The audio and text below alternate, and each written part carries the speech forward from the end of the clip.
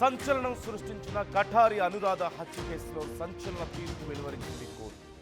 5 నిందితులకు ఉరిశిక్ష పడుతోంది. సంచలన తీర్పు వెలువరించిన చిత్తూరు కోర్టు 6వ అదనపు కోర్టుకు సంబంధించిన తీర్పుకు సంబంధించిన డీటెయిల్స్ నేను ఇప్పుడు మీకు చెప్తున్నాను. 10 ఏళ్ల పాటు సాగింది మేయర్ కఠారి అనురాధ కేసు.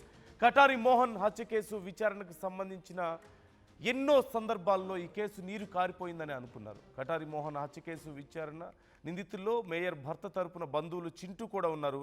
చింటూ A1గా ఉన్నాడు.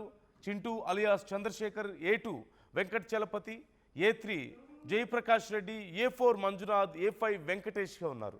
2015 నవంబర్ 15న అప్పటి చిత్తూరు మేయర్ కఠారి అనురాధ ఆమె భర్త మోహన్పై దారుణంగా దాడి చేసి వాళ్ళ ప్రాణాలు తీశారు. ఈ కేసుకు సంబంధించి సుదీర్ఘ కాలం తర్వాత సుమారుగా 300 సార్లకు పైగా 350 సార్లకు పైగా వాయిదాలు పడుతూ వచ్చి 10 ఏళ్ల తర్వాత తుది తీర్పు ఈ కేసులో వెల్లడైంది. 5గురికి ఉరిశిక్ష కన్ఫర్మ్ చేసింది కోర్టు.